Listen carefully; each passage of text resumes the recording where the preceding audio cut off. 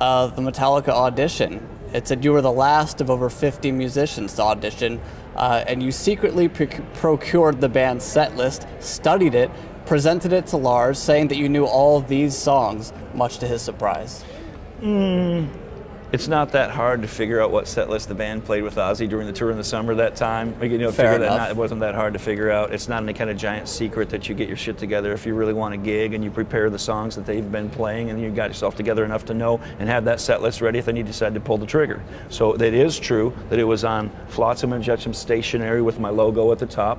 It was written down in the order that they had performed on the last time they played in our area, and that I did hand it to him over the drums, and he looked at the logo and he looked at the list, and I did say I know these songs, and he did go, holy shit, dude, that's cool. And he goes, let's play that one, that one, that one, that one, and we did. And they called me back 2 days later. The Burtons were there, and Torben Ulrich was there, and both Burtons were alive then. They were so nice to me. When I got called back, they all came. When I went back the second time, they all came to watch me and hug me and embrace me. And Jan Burton, grabbed me right away. Once the guys told me, he said, "You're the one. They know you're the one.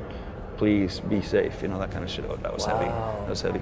So they were there to make sure that the next bass... They're passing it. They're passing Cliff's torch on. Wow. Who's getting it? It said that Metallica initiated you by tricking you into eating a ball of wasabi. Not far from the truth. So I was, I was in the band for 11 days, and we were touring Japan. Metallica touring Japan for the first time. Wow. So it was their first time too. So we're having our drinks and partying. And Kirk's like, Jason, this mint ice cream is awesome. Of course. Yeah. But I was so hammered, I'm like, if it was ice cream, it would have melted, right? Or I was totally, and so you should really try some of this. It's mint, it's really great. And I'm like, okay, so I had a freaking spoonful. I couldn't use chopsticks yet, right? Didn't have that yet. And I said, oh, cool. Fuck! So I'm sitting there, and then I finally come out of it, and I look up, and I don't know anybody at the table.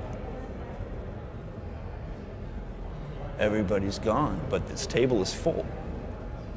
It's still all the people have kind of come and sit in this thing over time, and they're all, come on in. And I sit here, and then Kirk would have somebody come and sit down, somebody has the road crew guy would say, no, people would full, and all eventually, now there's all this just, Asian girls and people up and down this freaking table. And I'm looking around for somebody that I know, and dude brings the bill. So back then, yen exchange, it was powerful back then, right? Big numbers. It was big back then. And I was making $500 a week, which was a lot of fucking money for playing bass. You give me a sandwich and a beer and I'd have been happy in that whole situation, but they were giving me $500 a week. But the bill comes and it's got zeros like, I'm